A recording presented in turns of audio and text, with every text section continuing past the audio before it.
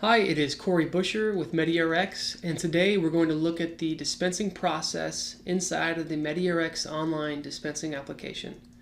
The first thing that we're going to want to do is from the home screen here, we're going to click on Dispensing.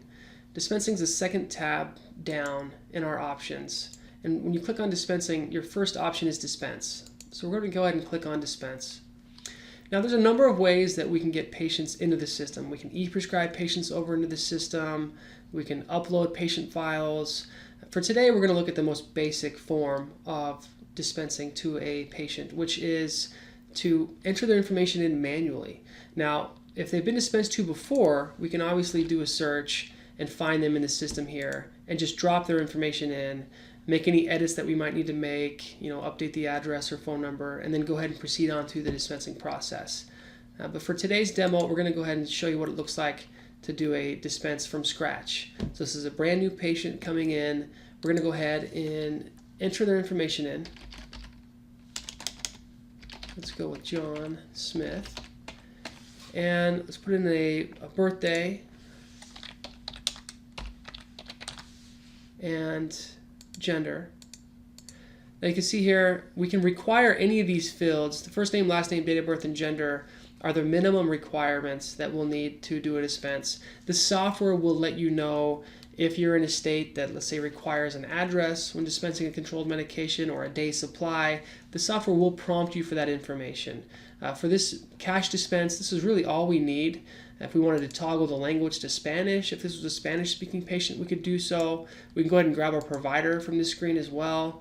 If this was going to be a workers' compensation dispense, the only difference between a cash dispense and a work comp dispense is we would toggle this reimbursement from cash to workers' comp, and then we would enter in the claim number, date of injury, employer, and payer information. That's the only difference. But for today's demo, let's go ahead and just look at a cash dispense. We have our patient information. We can go ahead and proceed to the next step. Again, we can click on Cart or Proceed to Cart. Either one will take us to the next step in the dispensing process. We have a little green check mark here letting us know that we've fulfilled step number 1. We're now in step number 2, which is the cart, and our cart is empty. We can load medications into the cart one of two ways. We can put the cursor in the scan field here and use a barcode scanner to scan the product into the cart, or we can browse inventory. By browsing inventory, it takes us to an overview of what we have in inventory for this demo site, and we can add medication by clicking on any shopping cart next to any medication. You can see here for this meloxicam, we don't have a shopping cart because this item is expired. The software will not let you dispense something that's expired or something that you have zero quantity of. So let's go ahead and grab, let's say, the Travelese here. We'll click on the shopping cart for this item, and you can see how it drops into our cart. Now, we can dispense more than one medication at a time. We could scan another medication or go to Browse Inventory and select another medication. But if this was all that we needed for today, we could go ahead and just double check. We have our day supply. We can enter in refill quantity if we wanted to. And then our dosing instructions. Now we can tell the software ahead of time basically what the dosing instructions are for this medication. We can preload dosing instructions. So if I wanted to choose another one, I can just click on this magnifying glass here, and we have a couple others that we've entered in as default SIGs. So if I wanted to grab this one, I could do so. This is also a text field, so you can just free type dosing instructions if you had a unique SIG that you needed to enter for this dispense. But we've got two green check marks here. We have our patient and we have our medication. We can go ahead and finish out this dispense by clicking on checkout. You'll notice there's a checkout option here or here. Either one will work, take you to the checkout screen. And once we reach the checkout screen, that's basically the finish line. There's just a couple things that we'll do to wrap up the dispense. The first thing that we'll do is we'll print a pharmacy label.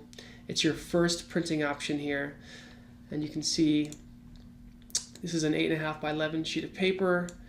These top fields here are all stickers. They're die-cut stickers. So this upper right-hand corner, this sticker would go around the medication. The bottom portion of the label is a patient instruction form. So there's a perforated edge that runs across the page here. This would tear off and go home with the patient. This has all the patient instruction and information. So you'll always print out the pharmacy label. You do have some other printing options available. The other thing that you might do at checkout is enter in patient payment information. Now, we can preload pricing information for any medication in the software ahead of time. So when you do come to a checkout screen, you know, okay, I'm supposed to collect $15 for this item. I can enter in how the patient paid and notate that on this dispense. You might be using a third-party point-of-sale system, or you might be tracking payments inside of your EMR, and that is totally fine. However, there are some phenomenal reports that are available inside of MediRx. So the more information that you're entering in with each dispense, the more valuable those reports become. So we have all the information captured in the software. This dispense is done. We can go ahead and log out. We can go back to the dispensing tab here and get ready for our next patient. If I wanted to go back into a dispense, we have the orders tab, which is just below the dispensing tab. So if I click on the orders tab and I click on view orders, I can see based on date range all the dispensing activity that has been done so far at this site today. So if I want to go back into the dispense that we just did for John Smith, I would just click on this RX number here, and that would take me right back to the checkout screen. Maybe I wanted to print an invoice for this patient, or maybe I needed to make an adjustment or void the order completely. I could do all that from this page here. So that's a quick look at a basic dispense in the software. 30 seconds to a minute is about all the time required to do a dispense. If you or your staff are looking for more information on how to dispense, we can set up one-on-one trainings or group staff trainings, whatever's going to be more appropriate for your clinic. Give us a call or shoot us an email and we'll get something scheduled right away.